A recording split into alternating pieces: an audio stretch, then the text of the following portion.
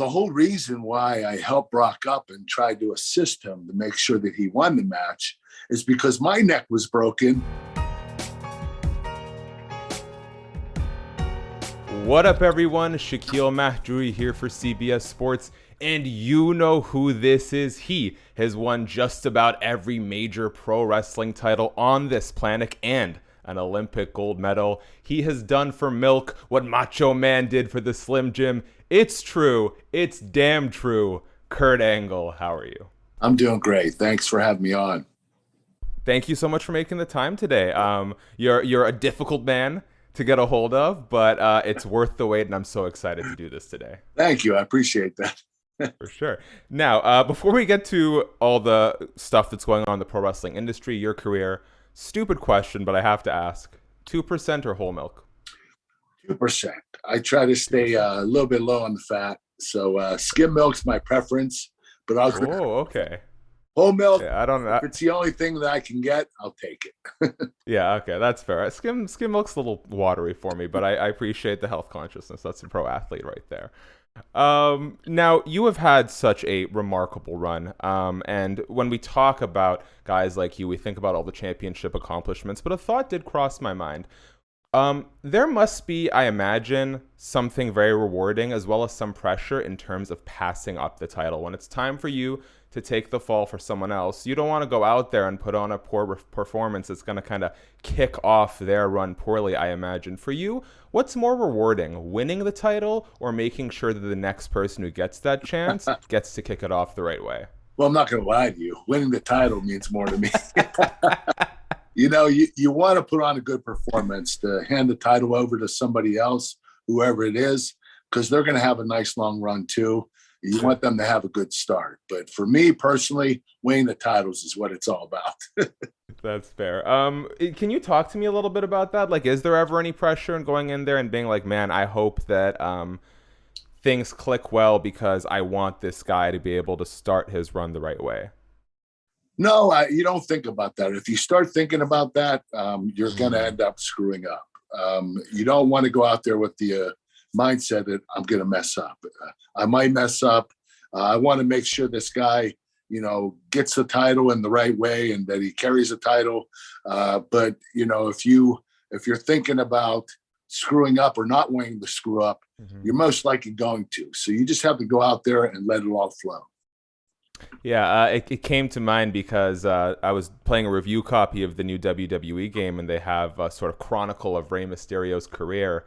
And unfortunately, I guess due to rights and whatnot, we did not get to play through Rey Mysterio, Kurt Angle. But that's one I think that fans it's unfortunate. Yeah, I know a lot of fans were upset about that.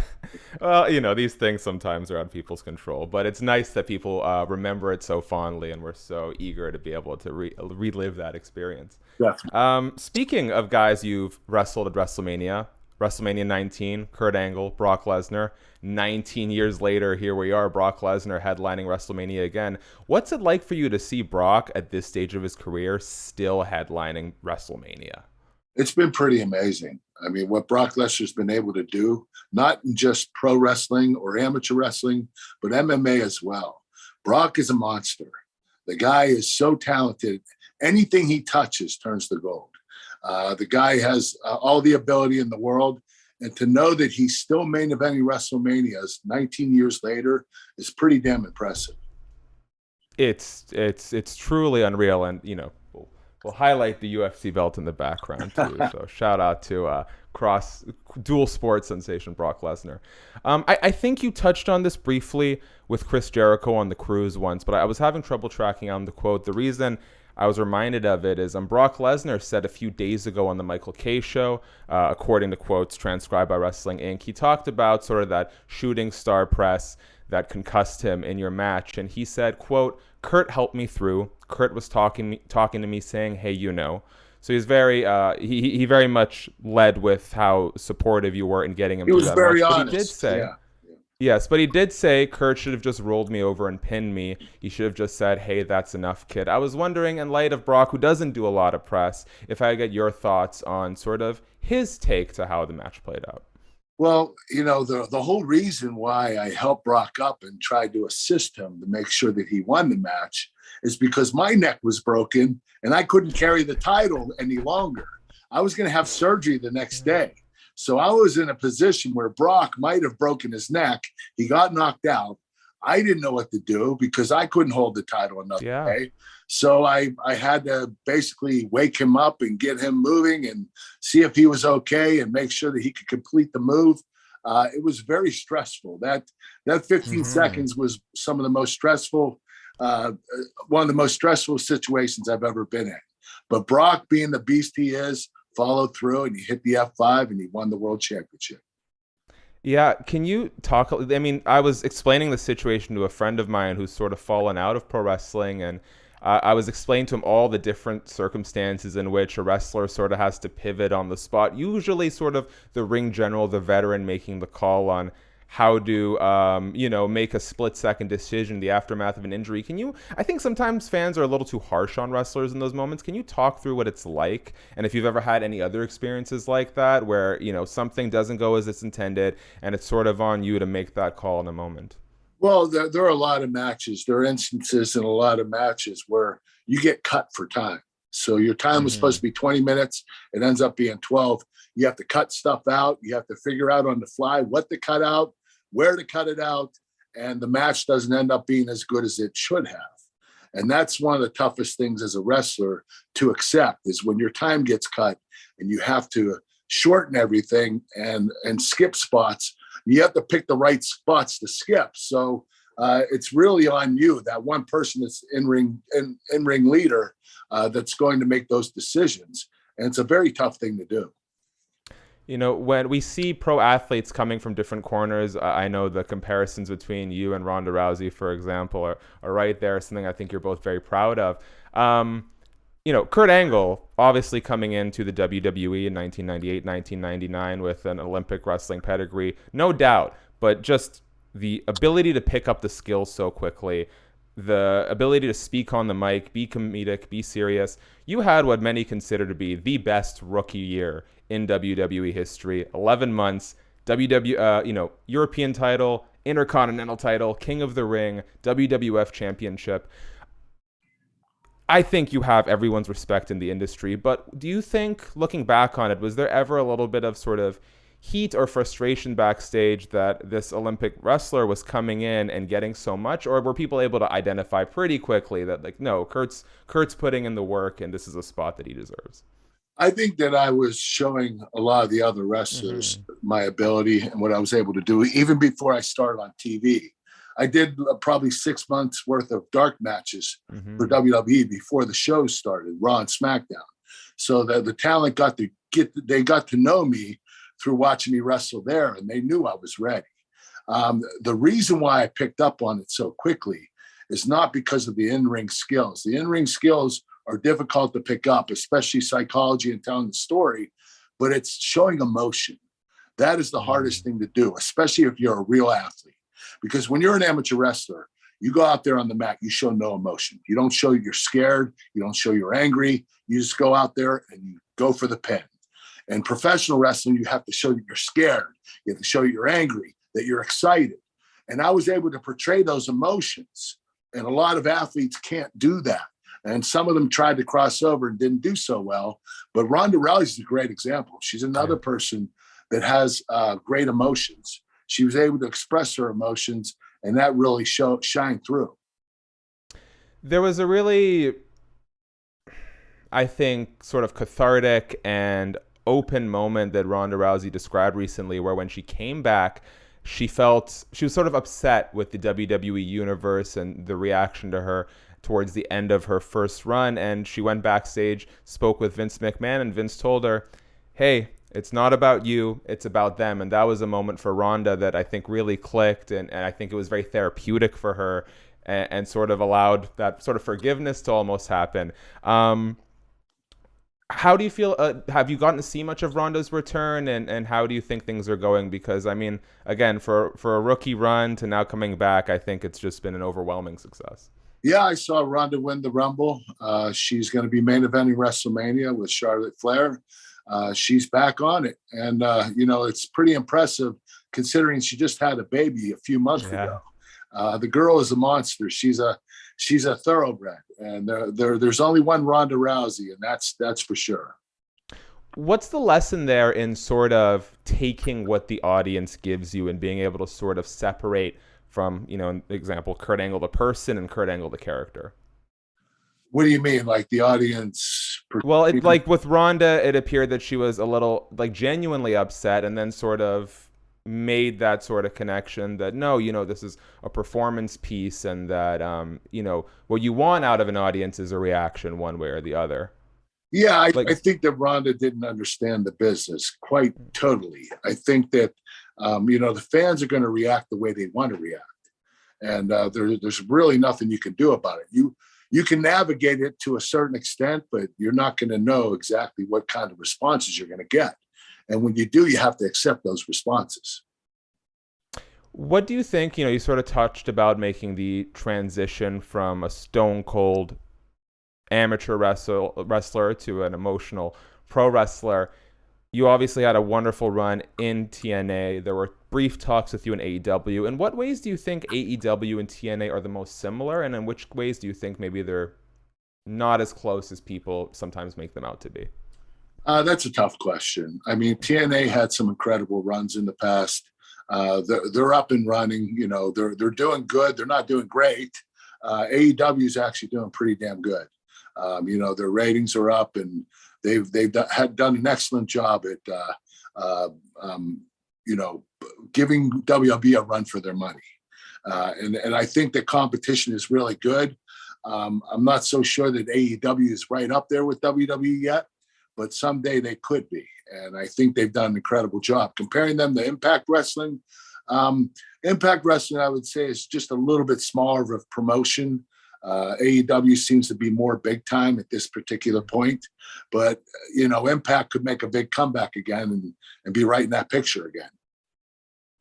In what ways do you think pro wrestling has maybe improved the most since you stepped away from full-time competition? In what ways do you think it's maybe receded or a lesson that maybe it's forgotten? Well, I think they're better athletes today. I think the training is a lot better. You have CrossFit and core training, stuff like that, explosive training. But I would say the other thing, I totally forgot what I was going to say here. I've been there a million times. I've been there during this interview, Kurt. What was the question? In what ways it's improved and in what ways maybe it's receded?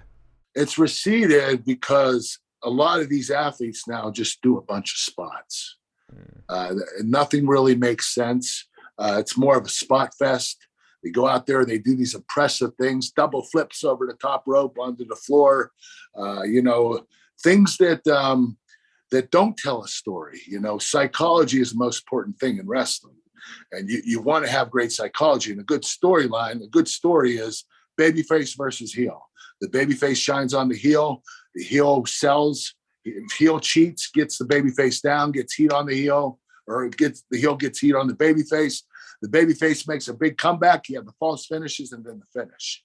So if you have that certain psychology in wrestling, you're going to get it right every time as long as you do that.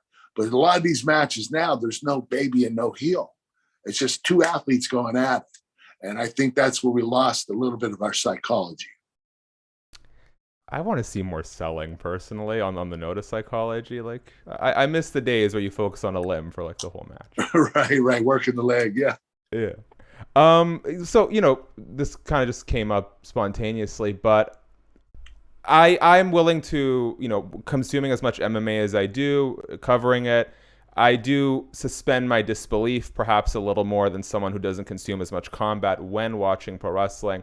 But boy, does it snap that suspension of belief when you see like a really poorly put on submission attempt.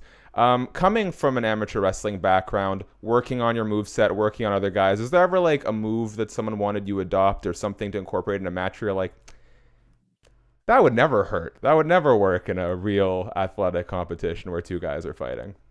Oh, I mean, there are a lot of moves that don't really hurt. I mean, the most popular finish of all time, the Stone Cold Stunner. It doesn't knock you out. Honestly, there are a lot of moves that if you're a real fighter, MMA fighter, and you never watch pro wrestling, you start watching it, you're gonna go, "What the hell is this?" Because, like, I'll give you an example. The baby face, when the heel gets a baby face down, the heel is getting heat on, the baby face makes a comeback, starts fighting, making a comeback, and then he stops, runs the other way, hits the ropes, and comes back to the heel. Why would you run away from the heel when you're beating him up already? So there are a lot of things in pro wrestling that if you're a real MMA fighter and you never saw pro wrestling, you're not going to understand it. You're going to think it's stupid. Mm-hmm. Did that ever sort of compel you when putting together your own moveset to maybe, obviously you still utilize things that are pro wrestling tropes, but maybe lean more into stuff that you think would be more effective in a real fight? Yes, I did as little running as possible. I wouldn't run away from an opponent and hit the ropes. I eventually did because I kind of folded into everybody else. Got a little lazy in the pro wrestling world. But for the most part, I was trying to keep it as pro shoot as possible. And that's how I treated my matches, at least for the first 4 years. And then I started doing a lot of different pro wrestling techniques that, guys came up with that didn't really make sense, but, you adopt it in pro wrestling. Yeah. You just say, oh, you know what? I know it doesn't look great, but I'm going to do it. Before we finish off, please. A spot where somebody is running ropes and someone leapfrogs them. Why would you, if you leapfrog somebody steps over, you're going to stop and catch them and slam them. But there are things in pro wrestling when I first started, I didn't understand. I was like, that makes no sense. I don't understand why they would, do a leapfrog or if you tackled somebody and you got him down and then the guy hits the ropes and it allows you to get back up again. I didn't understand that. It just didn't make any sense to me. I love when Samoa Joe's wrestling someone and they go up on the ropes and Samoa Joe just kind of walks away as they plummet to their doom. And they hit the dirt. That's a good one. Kurt, before we finish up on some lighter stuff, and please stop me and say no thank you if it's a subject you don't want to discuss. There's so much going on in the world right now. I know you've been through your own hardships personally. To share on my end, I lost my mother when I was 18. I lost some aunts. Do you have any advice for people who sort of feel like they're at rock bottom and they're in mourning and they're trying to figure out how to sort of scratch their way out of that? Well, it's tough. Life is tough. A lot of people get thrown a lot of curveballs, and it gets pretty sad. Things can get really depressing. What I've done is I've always tried to keep a positive mind, and I always tried to wait out whatever bad thing was occurring and try to keep my mind on positive things like my wife and my kids, my faith. My faith has really helped out tremendously. Praying to my God is one of the things that I do, especially when I am depressed. And it pulls me out of it because I know eventually God will get me through it. And that's what I want to tell everybody. God will eventually get you through this hardship that you're going through. Well, and thank you for sharing, and shout out to your family as well. And I love the idea of pouring yourself into positive things. Work, anything, anywhere you can sort of put that energy towards doing something productive, I think is a really great tool. I put out a Reddit Q&A just to get some fan questions, and someone had something kind of funny. Their username is Sigmar Heldenhammer. I wanted to give them their shout out. They wrote, I want to apologize to Kurt for distracting him during SmackDown in Detroit in 2000. During his match, the arena got super quiet and I yelled, Kurt's my hero. And he turned around in my direction and stopped doing whatever move he was doing for a second. By the way, he's still my hero. Now, I don't know if you remember that specific situation. I do remember. I was just surprised that somebody said something. I just turned around. I wasn't mad or anything. It was just out of the blue, like one person said something. It was like, oh, got my attention. That's amazing. So I was going to ask, are there any sort of memorable live crowd interactions? Because especially at those house shows, I know things can get kind of like fun and out of control in a good way. Well, if you're having a bad day and there are a lot of fans that ride you, there are a lot of times you want to go over there and beat the crap out of them. I mean, it depends on what kind of day you're having, but these fans can get quite brutal and they're very passionate. So I do understand that. Of course. A last thing, Kurt, before I let you go. Well, actually, sorry, two things. One, we'll end on the Kurt Angle show because I want to give that its spot. There's so many iconic Kurt Angle matches. Is there a match or moment you're really proud of that perhaps doesn't get as much shine when fans are kind of talking about their favorite Kurt Angle moments? My favorite match of all time was against Chris Benoit, Royal Rumble 2003 for the WWE Championship.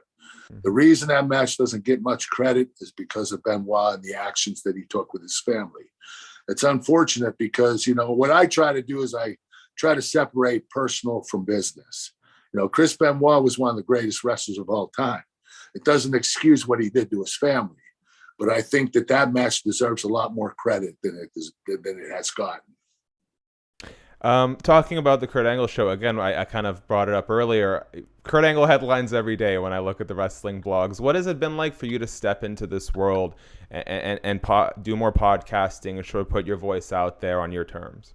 It's been a lot of fun, telling my stories about my matches, my anniversary matches, 10-year anniversary, 20-year anniversary.